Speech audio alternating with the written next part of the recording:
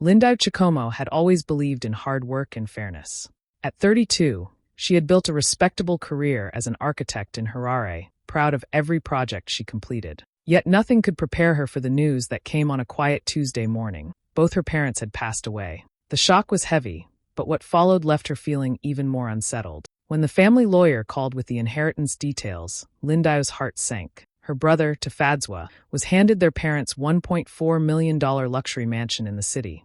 A sprawling home with marble floors, a private pool, and everything she had ever dreamed of having. And for Lindau, she received a rundown cabin tucked away in a remote village. The word cabin sounded almost cruel when she heard it over the phone, and imagining the state it might be in made her stomach twist. Still, she knew she had to see it for herself. Driving through dusty roads and narrow paths, Lindau arrived at the property. The cabin looked nothing like home. Its paint was peeling, the roof sagged in places, and weeds had overtaken the yard. A sense of disappointment and confusion washed over her. She could almost hear her parents' voices whispering favoritism and disappointment in her ear. Yet beneath the hurt, a quiet determination began to grow. Lindau wasn't the type to give up easily. As she stepped through the creaking door and surveyed her new reality, she made a silent promise to herself. She would uncover the truth about this inheritance, and somehow, she would turn this misfortune into her advantage. Tafadzwa couldn't stop talking about his mansion. Every time Lindau called or even saw a photo on social media,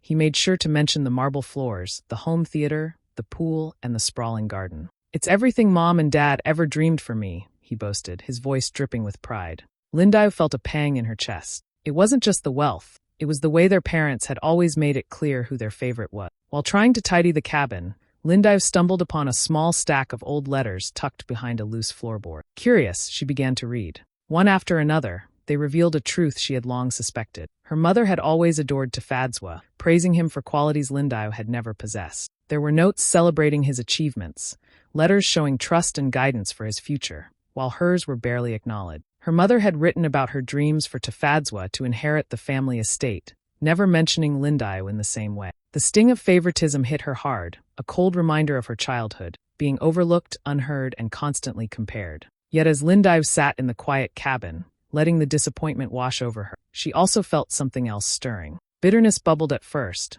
but she pushed it aside. Life had taught her that anger alone never solved anything. She remembered her mother's words, not spoken but felt. Be strong, even when no one sees it. And that's what Lindau decided to do.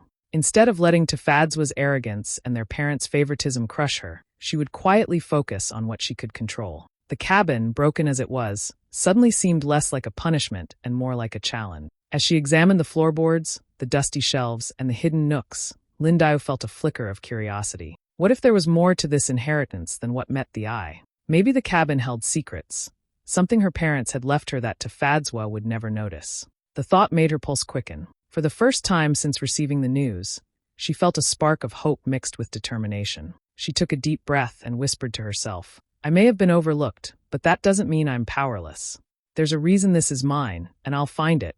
The letters, the memories, and even Tafadzwa's gloating all fueled a quiet fire within. Lindau was done feeling like the second choice. Whatever her inheritance truly held, she would uncover it, and when she did, no one would be able to ignore her. The next morning, Lindau returned to the cabin with renewed determination. Dust hung in the air as she swept the floorboards and tried to make sense of the space she had inherited. It was slow work, but something in her urged her to look closer. Every corner, every creaking cupboard, every loose panel could hide a clue. That's when she noticed it, a small, yellowed envelope tucked behind a false panel in the kitchen wall. Her hands trembled as she pulled it out. The handwriting was unmistakable, her father's. She tore it open carefully and read the words aloud, her voice catching. "Lindau, my brave girl, if you are reading this, know that there is a fortune beyond belief hidden within this land. Trust only yourself and be patient. The reward is yours if you seek it wisely." Her heart pounded. A fortune?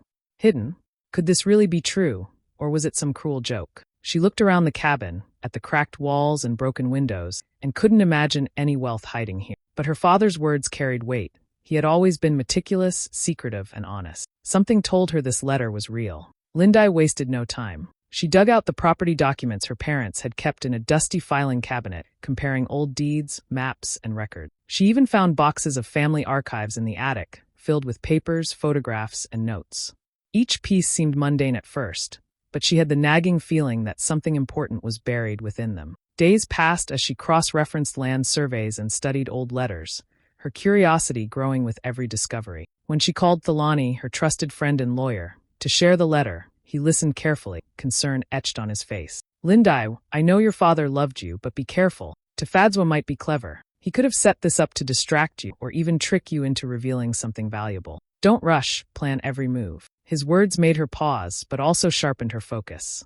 If there was truly a fortune here, she couldn't let her brother, or anyone, catch wind of it. She needed to be smart, cautious, and patient. Her mind raced with possibilities: gold, land rights, or maybe something completely unexpected. The uncertainty made her pulse quicken. Sitting alone in the cabin that evening, Lindau clutched the letter and stared out at the overgrown yard. The sun was setting, painting the sky in shades of orange and purple. She whispered to herself, "If father left this for me, then it's mine to find. No one else will take it. Not Tefadzwa, not anyone." In that moment, disappointment and anger were replaced by determination and excitement. Lindau knew the path ahead would be tricky, maybe even dangerous, but she also knew she was ready. Something extraordinary was hidden in this forgotten cabin, and she was going to uncover it. Tefadzwa seemed to take every opportunity to rub his wealth in Lindau's face. The last family gathering at their uncle's house had been no exception. As soon as she arrived, he made a show of showing off his mansion photos on his phone, laughing about the home theater, the wine cellar, and the imported furniture. "You got what exactly?" he asked loudly, smirking, clearly expecting her to feel embarrassed. "A little cabin in the middle of nowhere? That's cute. Really, I don't know why they even bothered." Lindau felt her cheeks burn with anger and humiliation, but she held herself steady. She refused to give him the satisfaction of seeing her crumble. She had learned long ago that confronting Tefadzwa head-on usually ended with him winning, because he thrived on drama and attention. Instead, she reminded herself of the letter she had found from her father. There was more to her inheritance than met the eye, and rushing into a confrontation could ruin her chance of discovering it. That night, as she sat in the quiet of the cabin, Lindau made a decision. She needed help, but she needed it discreetly. She couldn't risk Tefadzwa discovering her next moves. After some research, she reached out to Zanil, a respected local real estate investigator known for uncovering hidden property histories and secret land rights.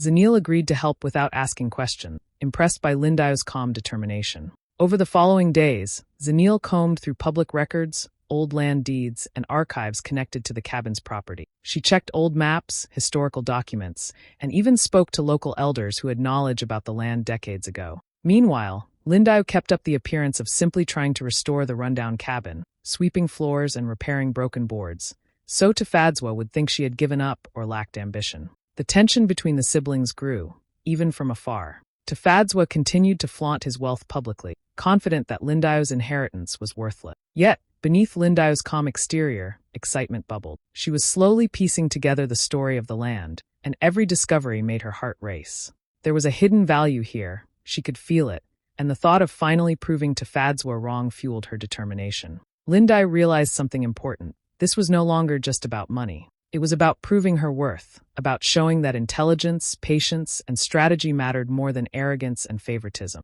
As Zanil worked in secret, Lindau began to feel a quiet thrill, the feeling that she was on the edge of uncovering something monumental, something Tefadzwa could never dream of. For the first time since receiving the inheritance, Lindau felt in control. She smiled to herself, thinking, "Let him mock me now. Let him believe he has won. The truth will change everything, and he won't see it coming." Days turned into weeks as Zanil dug deeper into the cabin's history. She visited local archives, combed through decades-old land records, and even talked to retired surveyors who had worked in the area. Lindau waited anxiously, pretending to focus on minor repairs in the cabin while her mind raced with possibilities. Every evening, she and Zanil discussed what she had found, but always in whispers, careful not to leave any trace for Tefadzwa to discover. Then came the breakthrough. Zanil called Lindau one quiet afternoon. "You need to sit down for this," she said, her voice serious. Lindau's heart pounded as she leaned against the worn kitchen table. Zanil explained that decades ago, the land the cabin sat on had been purchased by Lindau's father not just as a simple property, but because it contained rights to valuable minerals underground. Over the years, those resources had become increasingly rare,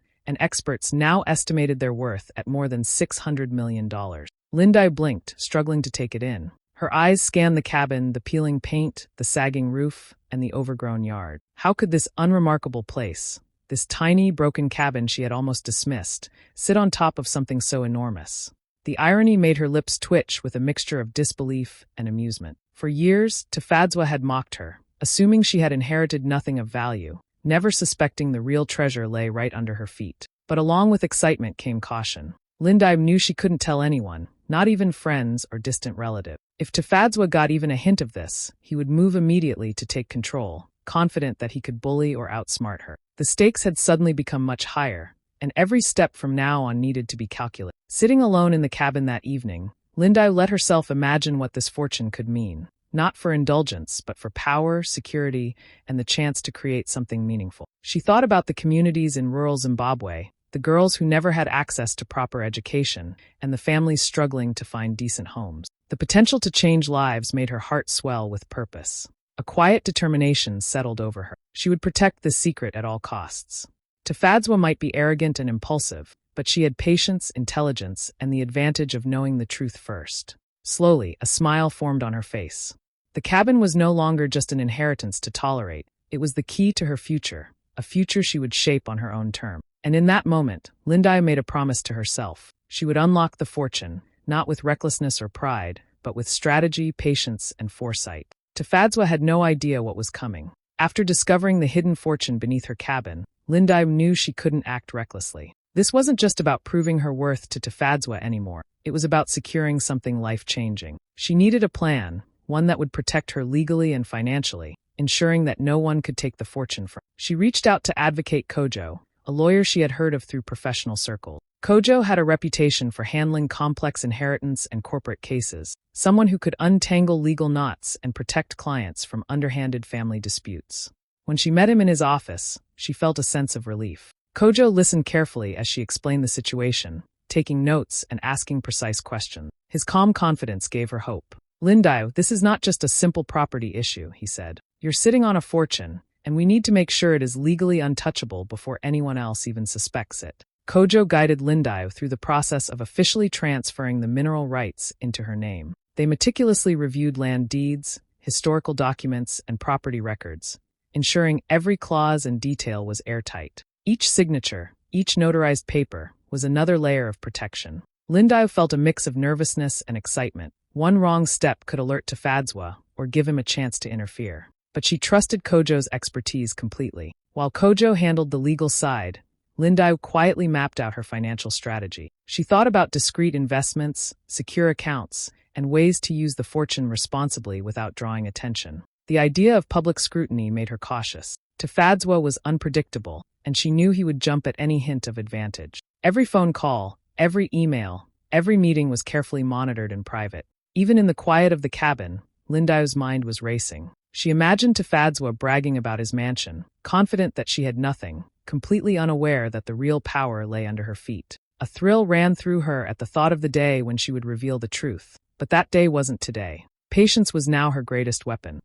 Night after night, she reviewed documents, cross-checked details, and strategized every step. The cabin, once a symbol of disappointment, had become her secret command center. Each decision felt weighty, but she embraced it, knowing the effort would pay off. The fortune was hers to protect, and she was determined to do it with intelligence and discretion. As she sat on the porch one evening, watching the sun dip below the horizon, Lindy whispered to herself, "I'm ready. They think this cabin is nothing, but they have no idea what it holds. And I'll make sure Tefadzwa never sees it coming." Suspense hung thick in the air. The game had begun, and Lindy was already several steps ahead.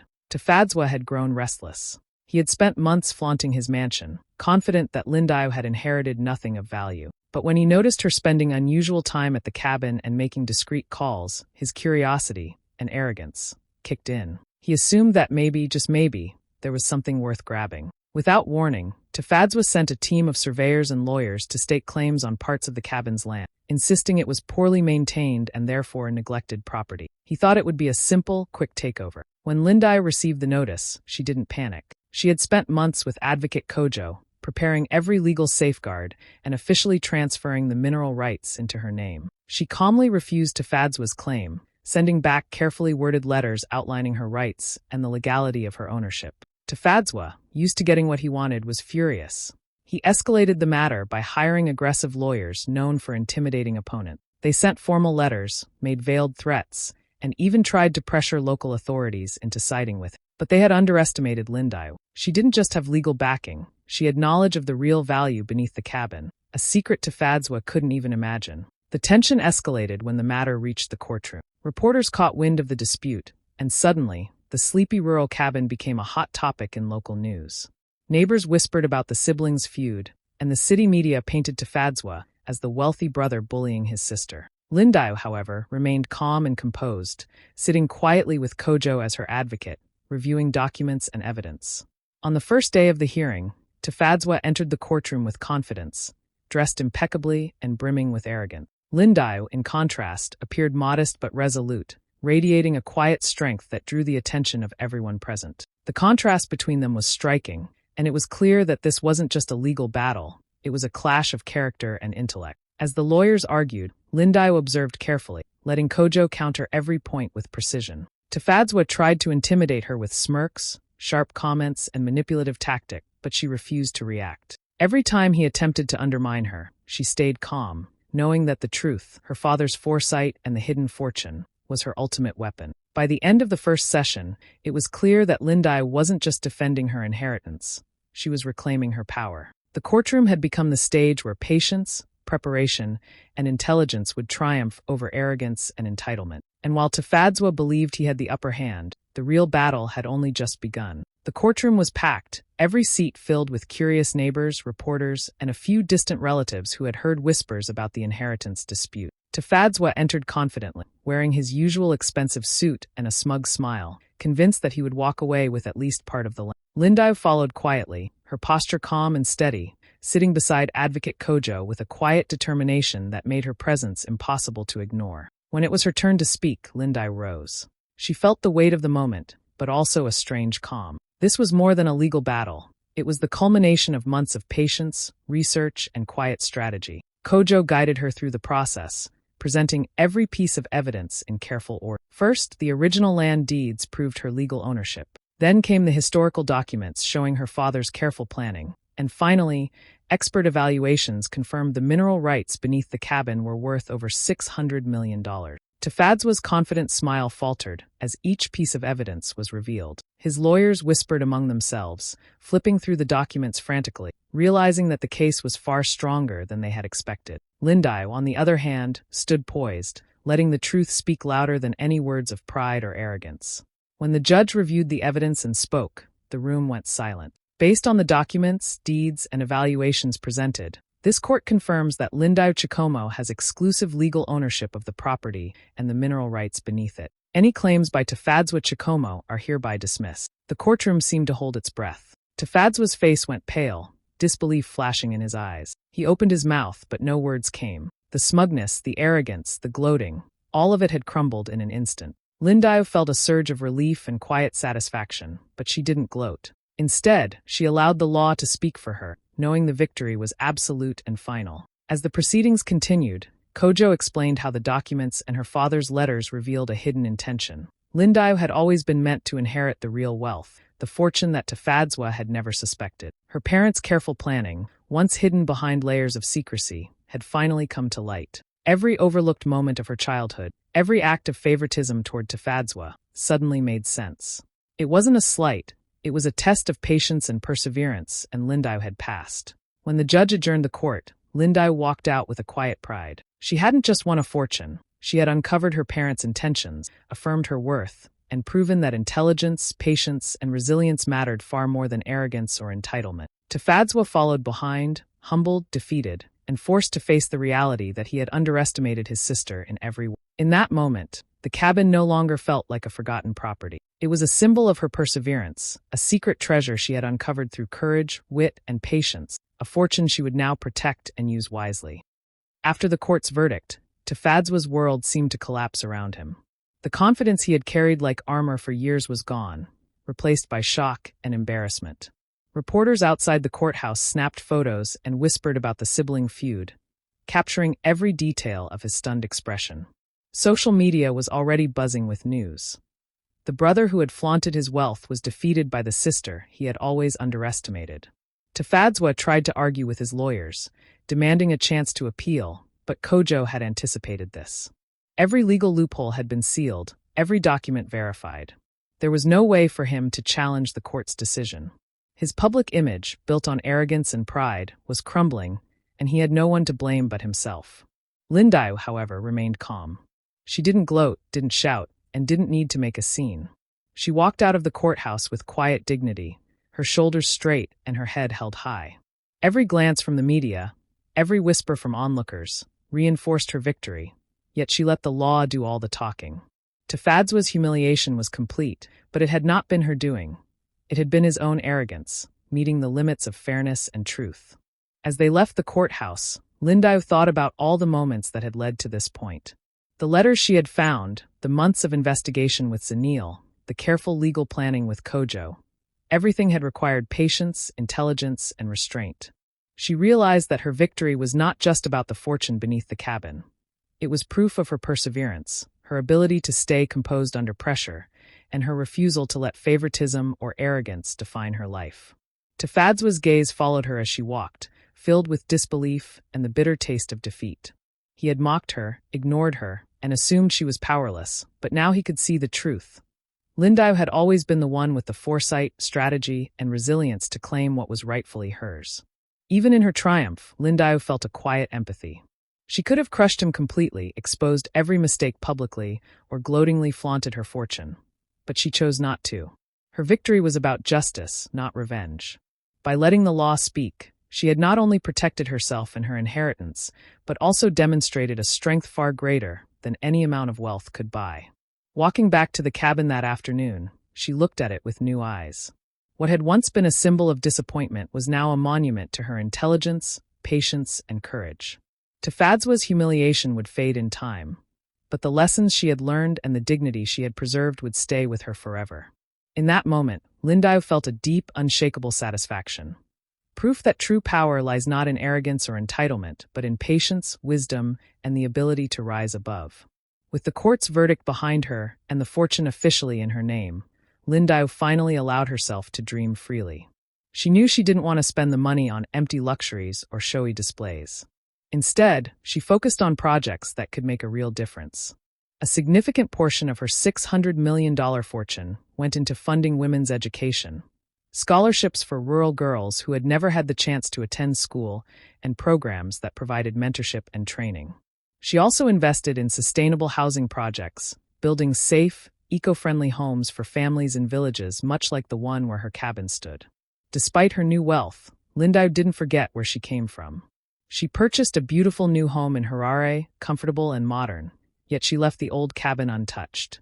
She restored it carefully, turning it into a small historical heritage site to honor her parents' memory and the secret legacy they had left her. Villagers, students, and visitors could now walk through the cabin, seeing firsthand the place that had once seemed worthless but had held a life-changing fortune beneath it.